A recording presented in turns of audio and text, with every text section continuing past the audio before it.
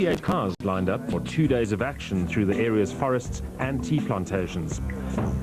Adding a festive flair to the start was the announcement of the winner of a new Volkswagen Golf in a competition run by BP in conjunction with Volkswagen. The Enzo Kuhn and Guy Hodgson were first on the road in their Class A8 BP Volkswagen Golf. The pair missed the previous event after Kuhn injured himself in a quad biking accident, and although still in pain, he was raring to go. Serge, got to the end of the year and it's all down to fight you and Yanni. I bet you didn't want him to get this far. No, I would have liked it finished a bit earlier, but it makes it interesting for everybody, and it's not only Yanni and myself. I think all the other classes are very close, you know, point whatever way, so I think it's going to be an interesting rally. The car's gone very well this year, big improvement from last year. I mean, you've been very happy with it, no doubt? Yes, yeah, I can't find any fault with the car, and it's been going well. A good, reliable car, so I just hope we can keep it going. Yeah. The pace has been pretty hot this year, right from the word go of every rally. You expect, how are you going to play it this time? You've got a bit of a point advantage? Well, we have a look at the opposition, how they're going to go first, and then we'll decide how to attack. Yanni, you had a long, hard season, the battle, final round, and it all comes down to this one. Yeah, it's, you know, at least we're in with a fighting chance.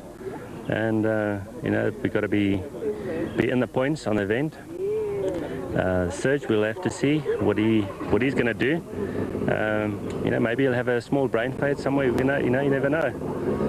Maybe you have some bad luck, like you in the last one. I mean, that first stage in the last event was just terrible news for you, wasn't it? Yeah, you know, these things happen, and you know, the guys do everything in their powers to prepare the car well and replace what needs to be done, and it's just one of those unfortunate incidents, and you know, it's part of rallying. You go with the punches and make the best of it. Sorrow, last round of the championship. There's still a bit of a championship fight, but not all that much. Really, the odds are stacked in Serge's favour. All he really has to do is follow Yanni home, and that's that, wherever they might finish. And you know, Habig has to win. Serge, I think for a change, he told me earlier today that sometimes you have to go a bit slower. So I think we're not going to see any fireworks from him. And car win with Etienne. Etienne traditionally gone quite well in this event. How do you rate his chances? Etienne goes well, yeah, yes, but there's quite you know, Etienne could win, Serge could win, Habig could win, Enzo. Quite a few of them, but there's also been some surprises in this event. It's not the easiest of stages to read, and people have made mistakes. Enzo had a big one here 2 years ago. Etienne is another one that could just have a go. There's nothing for him to lose. So I think year end, new formula next year. Mixed fortunes for Johnny Gemmell. He started the season in a Subaru, then switched to the Alan J. Plant's Mitsubishi after destroying the former in a high-speed accident. A variety of mechanical problems also hampered his running during the year. Teamed with new navigator Marty Willifee for this event, his luck was not about to improve. The Lancer Evo 7 retired in the first stage with suspected differential problems. Hogan Fecken and Dave Lefkowitz had an outside chance of winning the Class A7 title in their BP Volkswagen Polo, despite a year marked by numerous mechanical retirements. A broken suspension control arm in Stage 1 brought their title chances to a swift halt. Kuhn and Hodgson won the Cape Rally, but did not expect to do the same on this event due to the driver's injuries. The Capetonian adapted his driving style to suit, as he could not use the handbrake, but after 2 stages he found himself in the lead. Jan Habig and Douglas Judd were leading the points table in their Class A8 BP VW Golf after scoring in every event. However, rallying allows crews to drop one score, effectively handing the advantage to Serge Damso, who had a non-finish to his name. To clinch the championship, the Golf duo needed to win, with Damso finishing well down the field. Similarly, if Serge retired from the event, the crown would also be theirs. Habig has driven spectacularly all year and managed to finish every event. Apart from a few relatively minor problems during events, the Golf displayed solid reliability and closed the performance gap to the Toyota Runex during the season.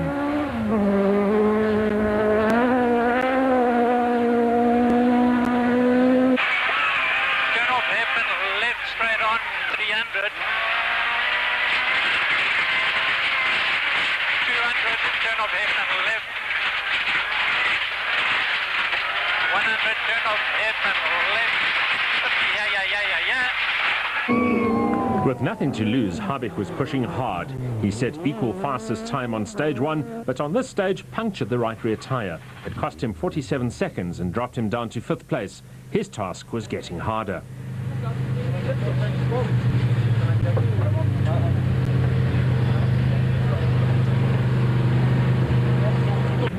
Damso was chasing his 10th national title in the Castrol Toyota Runex, while navigator Robert Paisley was after his 2nd. Although he was in cruise mode, Damso was still setting competitive times, even winning stage 2 outright.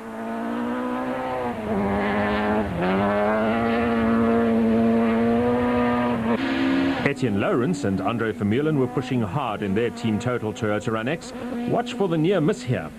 The pair have won an event in each of the last 2 years, but this was their last chance to do the same this season.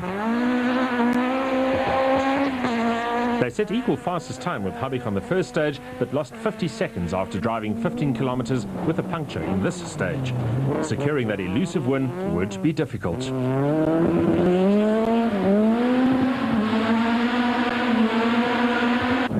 Rocky Reinecker and Andre Pfeiffer have endured a tough year in their Hencom panel beater Subaru, failing to score a single point. They were hoping for more luck this time round.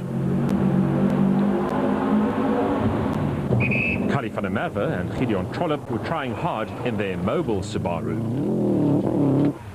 JP Damso and Kobus Frey were chasing the Class A7 title honours in their Team Total Toyota Corolla. Cliff Blackman and Johan Klaassen have struggled throughout the season in their Class A8 top car Bosch BMW. They only managed to finish 2 events all year in the BMW, which is the only rally version of its kind in the world. Blackman was fighting a tail-happy car, the result of 2 hard rear suspension springs. Sadly, with the rules changing, the BMW will not be entertaining fans next year. Visser du Plessis and Thilo van Westenhagen got to the bottom of their problems with the Metmeister Outsurance Subaru during the year and were confident of a good result.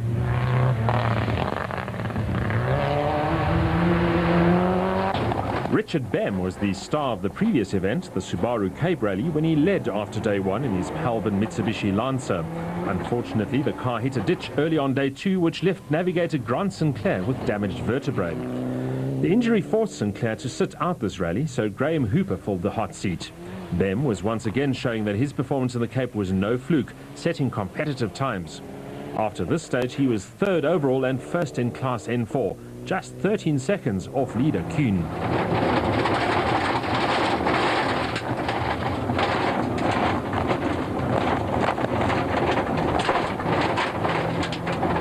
Bem is just 26 years old and stepped up to the Mitsubishi after a few years contesting Class N2 in a Toyota Corolla. He's one of the few youngsters coming through the rally ranks and is tipped for a bright future. Barry Grobelaar and Mike Burrows have also endured a tough season in their Sasol Subaru, finishing just 1 event. Nicholas Ryan and Brian Careyhill, on the other hand, have finished every rally in their Bosal Subaru. Zimbabwean crew Jess Watson and Darren Keats were welcome visitors in their Castrol Mitsubishi Lancer. Adrian Karth and Rikus Fourie would roll their NetConnect Volkswagen player into retirement in the next stage. It's a healthy sign when pretty young girls take time to watch rallying. Charles Vulcan and Robin Houghton needed just 1 point to win Class N3 in their Castrol Toyota Runex. Jackie Hubert and Willy van Straten in their Jojo Tanks Toyota Corolla were involved in a dogfight for Class A6 title honours with the similar Team Total car of Craig Trott and John Costa. It would go all the way to the wire.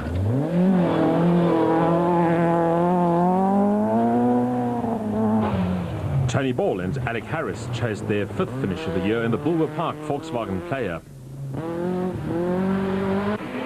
Queen's Golf suffered a number of mechanical problems before the event started, including an engine change, but apart from a slight problem with the ECU, it was now running smoothly. The driver, however, was feeling the pain of his damaged shoulder and ribs. At one point, he thought of quitting, but pressed on to set equal fastest time on this stage with teammate Habich.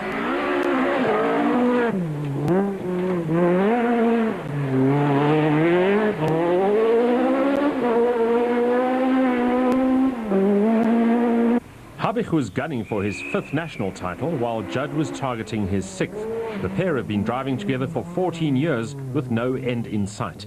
It's the longest-running partnership in local rallying. Unlike Stage 2, Habich kept it clean on this test to match Kuhn's fastest time.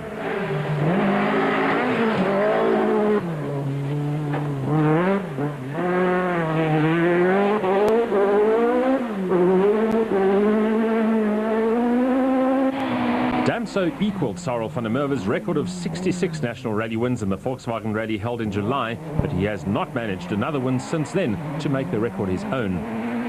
Driving cautiously is not Damso's style, but Toyota Ace is extremely competitive and wants nothing less than victory. He was showing remarkable self-restraint by not going for the win, but was still close enough to leader Kuhn to capitalize on any mistake or problem. Lawrence has driven well during the year, but has had to develop the Runex from scratch. Not an easy task for a privateer competing against works machinery. His best result was a 2nd place in the Sasol Rally, but after finishing all events bar the last one, he was 4th overall in the championship.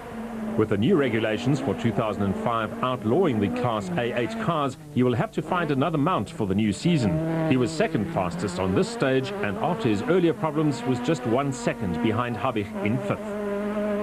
Veteran Reinecker has been rallying for a long time and has been a great supporter of many privateer drivers through his Hencom panel beaters business.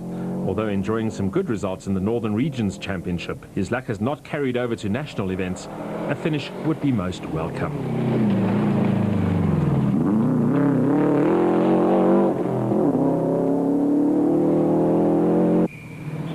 Van der Merwe was also aiming for a finish, as he's another who has suffered a disappointing season.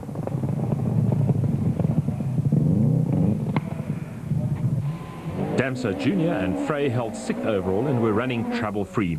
Fecken's retirement meant they had effectively clinched the Class A7 title and were now free to push as hard as they liked.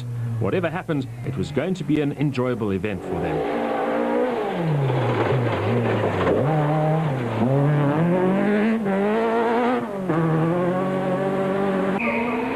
Blackman's BMW was battling with an engine that was down on power and cutting out intermittently. The team couldn't trace the source, but it was suspected to be an engine mapping problem.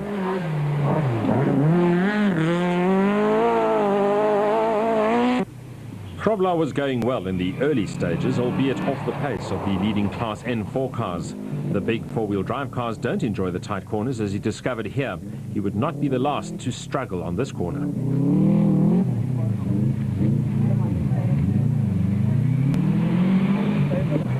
Watson had similar problems but didn't lose too much time. After a cautious start, he was now setting good times.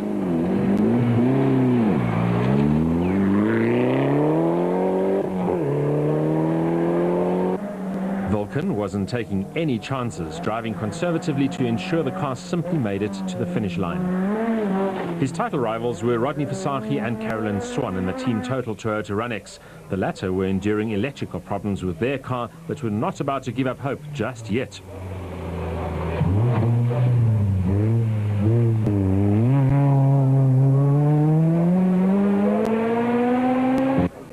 The Rally Chicks team of Lola and Megan Verlaak missed the last round, but were back behind the wheel of their Subaru. They endured a near miss when they encountered a spectator's car in Stage 1.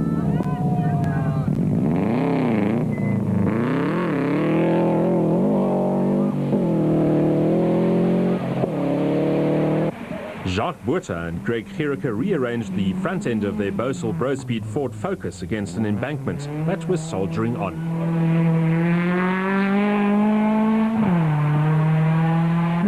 Despite his discomfort, Kuhn was still pushing hard and set the 2nd fastest time to extend his advantage over Damso from 10 to 20 seconds. In 2002, Kuhn went into the event with a chance of winning his 1st overall national title. Overzealous, he hit a rock in Stage 1 and retired. He redeemed himself with a win last year and now wanted to repeat that performance. Habich used every inch of road on his way to winning the stage by 12 seconds. It moved him into 3rd position. Enjoy the action.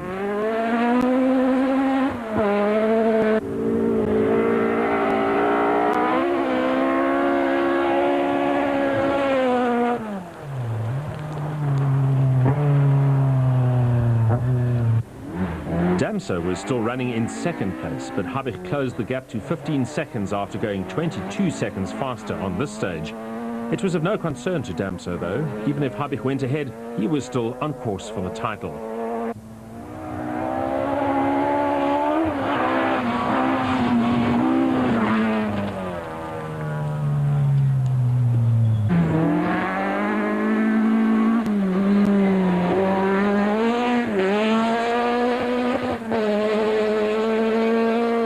Lawrence also set a competitive time to move ahead of Bem for fourth place, but the Ranex was still off the ultimate pace of the leaders. The Toyota bent a front tie rod as a result of the earlier puncture, leaving the wheel alignment askew.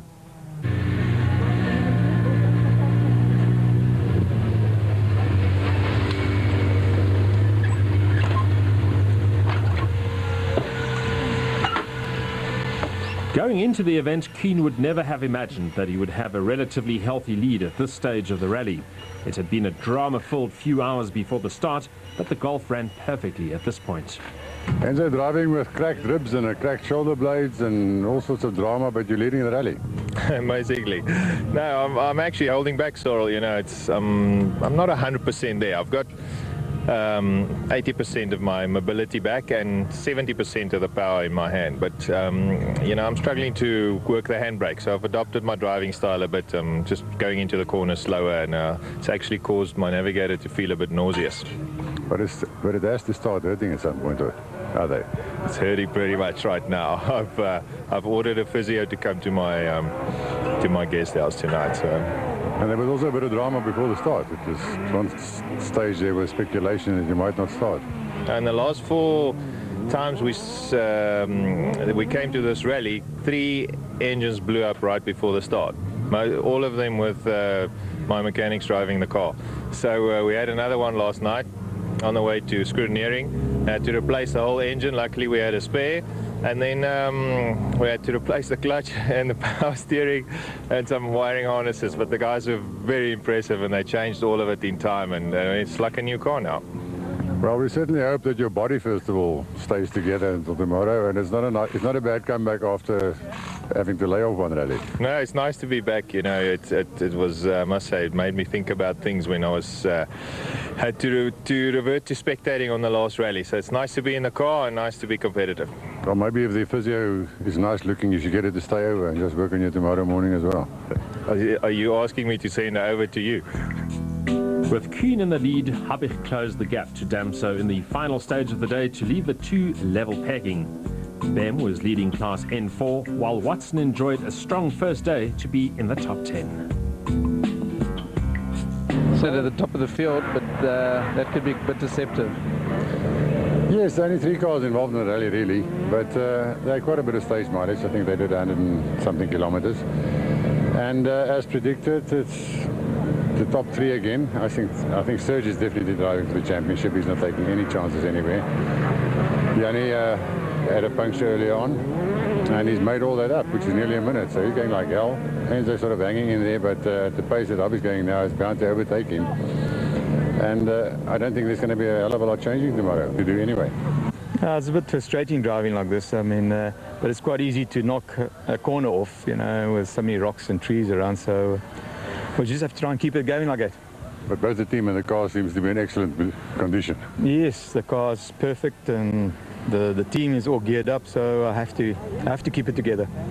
Yanni, over the past few rallies, we've become used to epic drives from you, and there's another one in the happening. You've made up a minute nearly on the crowd and going berserk. Well, we're not going berserk, but the problem is, you know, we had a puncture and lost about a minute, and you know, just got to make it up somehow. Trying a little bit hard, not over the edge. We're still pretty comfortable. Yeah, you know, another 20 seconds to make up on Enzo, and then we are where we want to be. But I think it's a nice thing. They maybe start you with a minute handicap every time, so we can see this kind of performance every time. No, it just seems to come on its own. So yeah, it was very unfortunate. We made a choice to use wets on that stage, and obviously that was a bit too rocky for the wets, and that's why we got a front wheel puncher. Did it for 8 Ks. A minute, and yeah, just got to make it up now. It didn't damage anything else? No, it was perfect. Bit of body damage, but nothing serious. His progress. Richard, things are going quite well for you? Last event are going really well, and you had to sadly retire because of Grant getting injured. How is he? Tell us firstly. Yeah, Grant's unfortunately with the accident we had to stop because he was in a lot of pain, and subsequently to that in the hospital they've had done x-rays and he actually cracked his lower vertebra. So he's in a lot of pain and it's going to be a slow road to recovery back at home. Did you know you teamed with Graham Hooper and things are going well? You were third early on, slipped to fifth now. You happy so far? Yeah, look, we're running our own rally. We came out guns blazing this morning. I think caught everyone sleeping a bit. That's why we were in third. But yeah, I'm running my own rally. We're headline of class, so if the big boys want to go crazy, let them go, and we'll see where we land up. Charles, you've got a nice championship fight going with Rodney, all down to this last round. How's it going today? Yes, Ian, we just need 1 point to clinch the championship. So we set out this morning on a really conservative pace, and to my surprise, we're leading the class still. So, you know, it's looking good, but we're not pushing to win the class on this weekend. We're just trying to finish. You know, the class win will be a bonus, but you know, we're just pushing on to get to the finish. Rodney, you still got a shot at the championship, but today hasn't quite gone your way, has it? Yeah, well, it's a small shot. Charles needs to make a mistake, but we're not going to rely on that. We just want to go for it and try and win as many stages, but Charles still going, yeah. Tell us about your problems today. We're having problems with the alternator. It's overheating, and then the VVT doesn't work, so it's like driving a 1300, so we're struggling a bit. Any ideas why? Because this, I mean, it hasn't affected you any time during the year, has it? I'm not sure. I don't know too much about it. They said there is a fail-safe sort of switch in it that when it gets hot, it switches off, and that's it. So we're just going to put a new one in and see how it goes. Hopefully it gets right.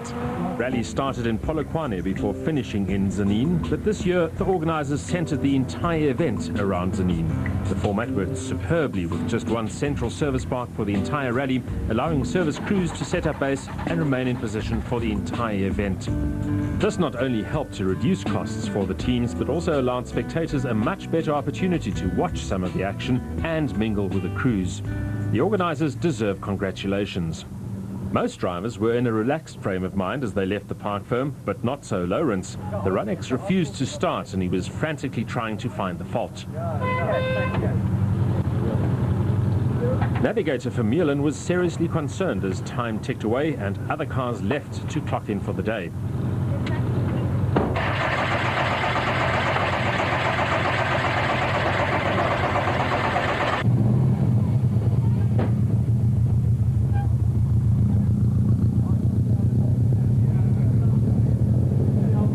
The crew eventually pushed the Toyota out to the park firm area and fiddled some more.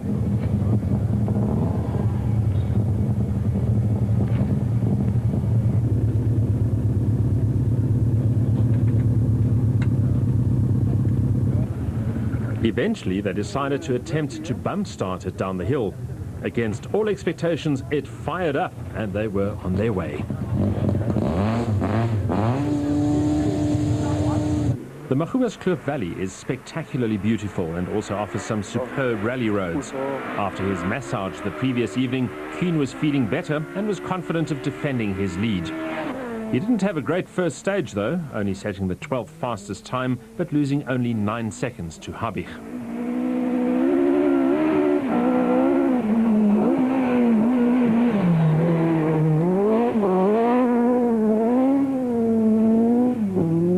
Habich in turn set the 4th fastest time, some 8 seconds slower than Ryan in the Subaru as the four-wheel drive cars came to the fore. It was Ryan's second national championship stage win, but his first on gravel.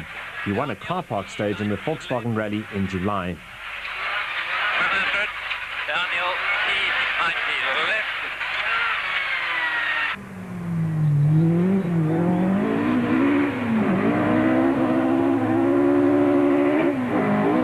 Habich was faster than Damso over the stage, securing second place for himself, albeit by just 2 seconds. Let's ride with him. Straight on. 100, yep.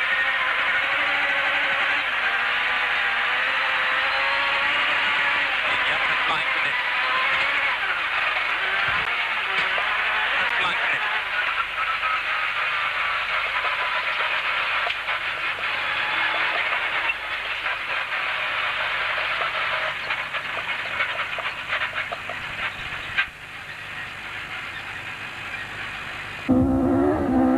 Not wishing to relinquish any advantage, Kuhn was back up to speed in stage 7. He was fastest by 2 seconds from Habig, stretching his advantage back out to 24 seconds. Habig endured a lean year in 2003 with just a single victory, and it appeared as if 2004 would bring a similar fate unless he could win this event. He has 28 wins to his name in national championship rallying and was desperate to add another, but there was a lot of work to do.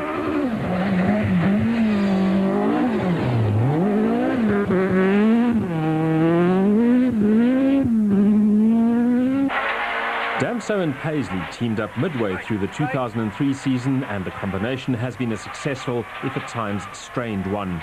They won the championship last season, giving Paisley his first national championship title, and were on course to make that 2 in a row. Damso has driven for Toyota since 1986 and has earned all his championship titles with the mark. Before joining the team, he scored 1 win for the Ford Works team in the season before departing to join Toyota. He is the second most successful driver in South African rally history after Sarel van der Merwe, who has 11 national titles to his name. Only 13 drivers have won the SA Rally Drivers' Championship since it was introduced 44 years ago.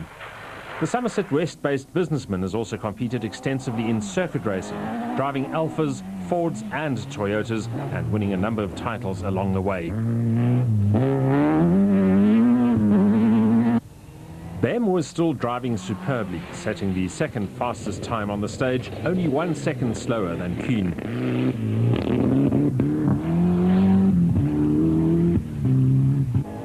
JP Damso was also driving with great commitment, but lost 21 seconds to fourth-placed Bem on the stage.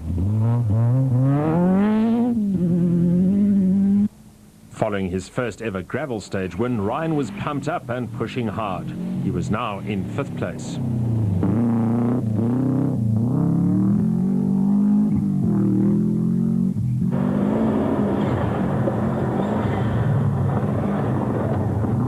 Van der Merwe was pleased to still be going strongly and running comfortably in the top 10.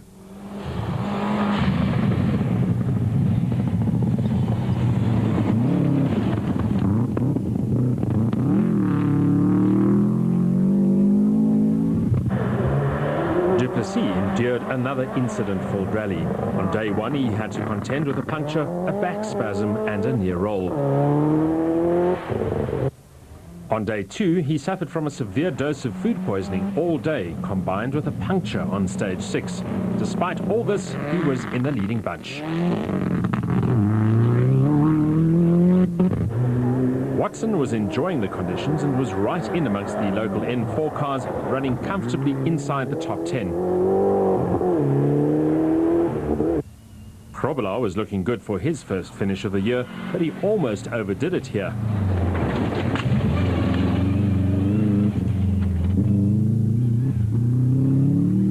With their opposition falling out in stage 1, Christovitz and Patrick Yende were crowned Class N2 champions, regardless of where they finished.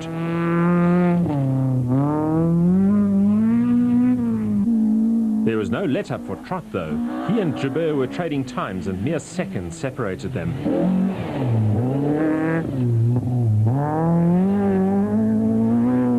Joubert wrong-slotted in stage 4 and lost 26 seconds. He was driving hard to make up the gap, taking a few seconds back on each stage. A newcomer to the class, he has driven well all year, forcing reigning class champion Trott to up his game.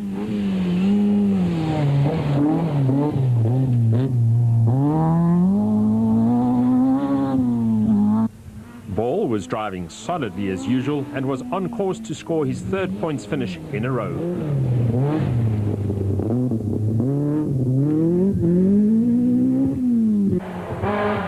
Blackman was still fighting both the handling and the ECU problems of the BMW. He had hoped to challenge for a place in the upper echelons of the top 10, but was now slipping well off the leaderboard.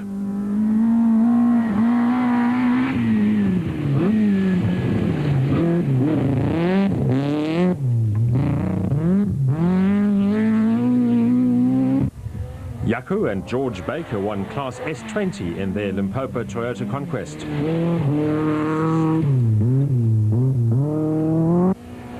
Aggie Straw and Jörg Stein finished 3rd in Class A6 in their Conquest.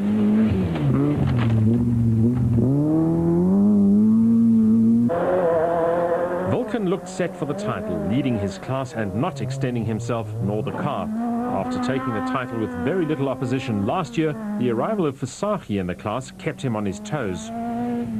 Despite mechanical breakdowns, accidents and some misfortune during the year, they started the season finale with the title still up for grabs. Vulcan held the advantage, but his car broke a pin in the differential on an open section after stage 10 and was out. The title was Visagie's. Dolph Coetzee and Irma de Plooi won Class A5 in their Toyota Tazz and took the class title.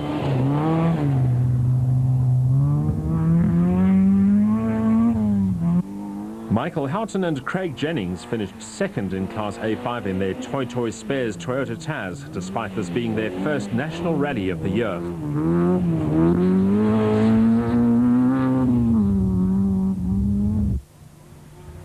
The Team Total Run-X of Lawrence and Vermeulen came crawling through the stage. It was the end of the road for the pair. The Toyota had lost its wheel in the stage.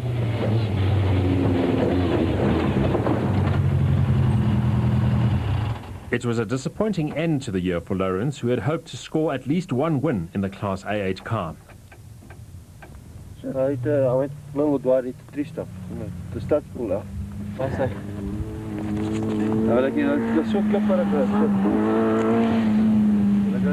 It was the end for some, but for others the event continued. Sali and Tommy Detroit finished third in Class A5. Etienne, you didn't have a good day this morning. It's been well yesterday, but car looks a bit sad now. Well, it looks nice from this side. No, we had a bad rally. Well, yesterday we had a puncture and lost 50 seconds. And then we had a bent tie rod, which cost us another 30 in the other stage. Yeah, and this morning the thing wouldn't start out of Park Ferme. So obviously the driver gets a little bit tense and revs in the red before the day even starts. So I went in a little bit too fast in the first one, clipped a tree stump, and that was the end of the rear suspension. We fixed it now, but it lasted 3K, so that's the end, unfortunately. It's also the end of this particular car in rallying. Next year you're going to be four-wheel drive. I'm not too sad about that either. So I think I'm looking forward to next year. A lot of planning in the service department and from my workshop side. So yeah, we'll come out fighting next year. Dion Skuman and Jan Sai made a rare appearance in the Automark Toyota Tazz and were running fourth in Class A5, but would retire later in the stage with a broken CV joint. Keane was still under pressure from Habich and pushing as hard as he could. He lost 11 seconds on stage 8 to his teammate, reducing his lead to just 13 seconds. He hit back on stage 9 though, setting the fastest time and clawing back 12 crucial seconds. It would now be very difficult for Habich to win back 25 seconds in 4 stages, especially with the Golf's gearbox playing up. But if there's one thing to be said about Habich, it's that he never gives up. Enjoy him at work.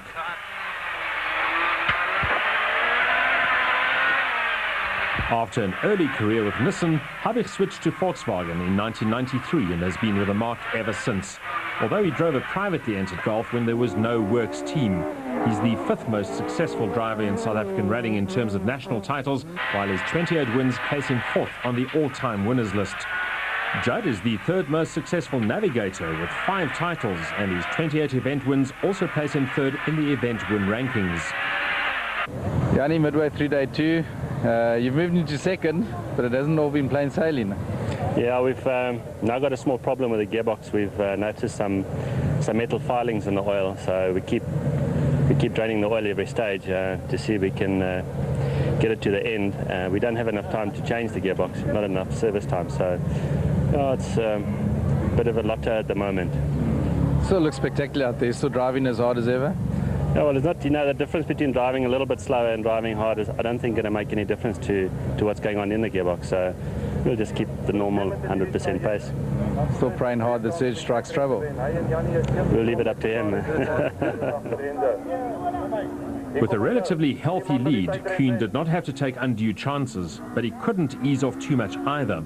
It's never an easy task to find the right pace in those circumstances, but he appeared to be pacing himself well.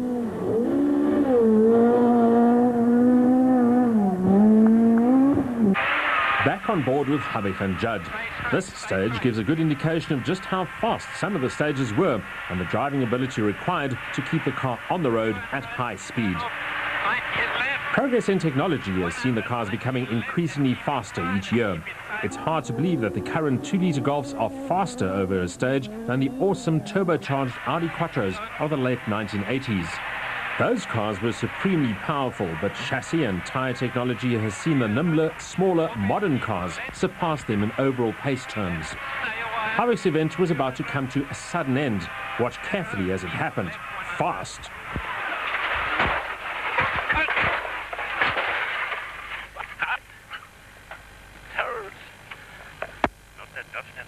Ouch, that was a hard impact.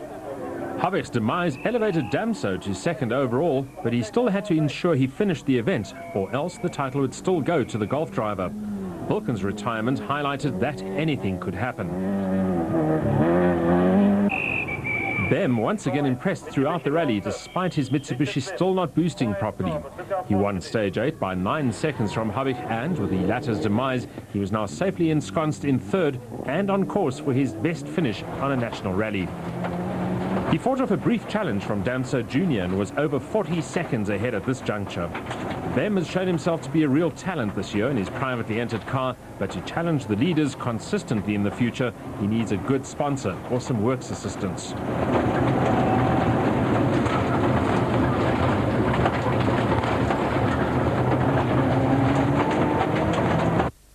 Let's look at Habig's accident again. Note how he just clips a protruding tree base, which catapults the Golf helplessly across the road into the poles.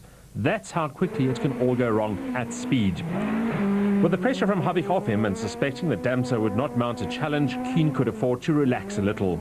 Even so, he was the fastest through stages 11 and 12, perhaps sensing that Damso may have wanted to spring a surprise on him at the final hurdle.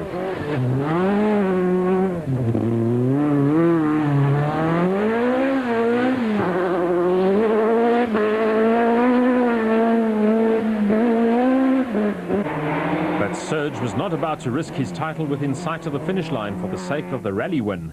Much like the Sasol rally, this one has proved to be a difficult one for him to win over the years. He's only been victorious here 3 times in its decade-long history prior to this year's running, with his last victory being back in 1998.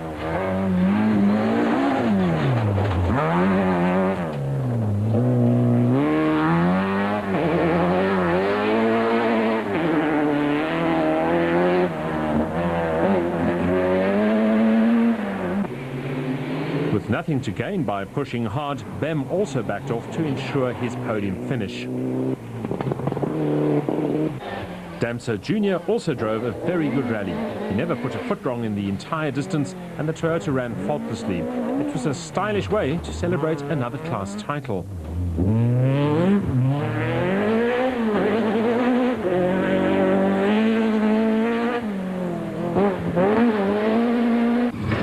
Van der Merwe was delighted to be on course for his 3rd finish of the year.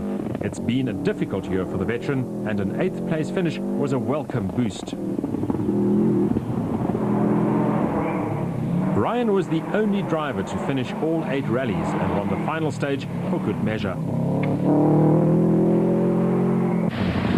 Duplessis' stomach was still giving him a hard time, but he kept pushing and moved ahead of Van der Merwe on stage 11.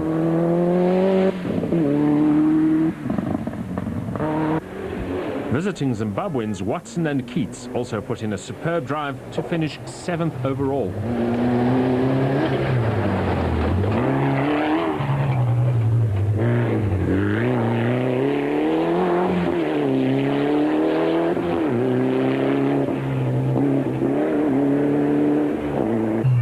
The final 1.4-kilometer stage was run in the Zanin showgrounds. Kuhn could afford to make harmless mistakes like this, but knowing drivers, he probably gave navigator Hodgson an earful.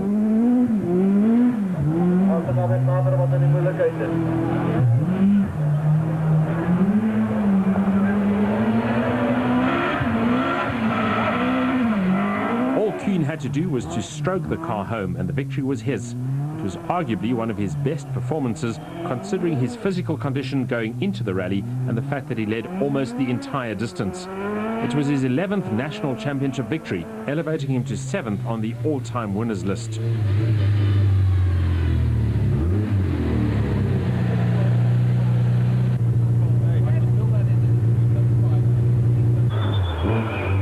Damso almost overran this corner. Imagine the consequences had the car slipped down the embankment and rolled. He was determined to entertain the crowd though, and was giving it a good tonk.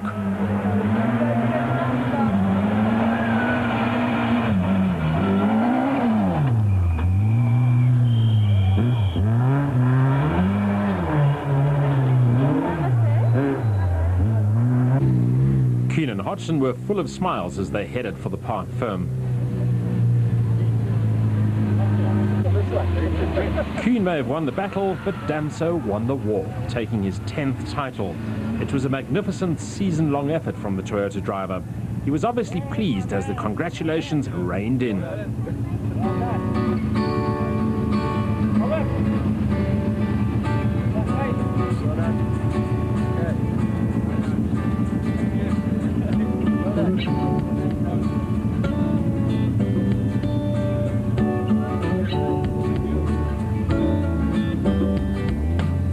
Well, Serge, you've got to wear the right clothing. You'd had a fantastic year, and this was the most controlled drive I've ever seen you do. Well done, buddy. Thank you. Thanks. Well, it was a bit of frustrating 2 days, but I really enjoyed it, and you know, trying to keep myself controlled all the time. Just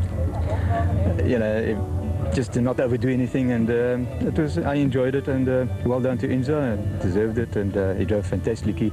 Seen he had a bit of a problem with with his shoulder still. But it was only your better years. I mean, you really didn't put a foot wrong all year. It was really a controlled year, if I can call it that. Yes, yeah, we had a good year. I mean, we started with a good, season with 4 wins, and then we finished the 3rd. But anyway, I can't complain. The car went very well, and we had a super team, and the team that prepares my car, can't ask for better.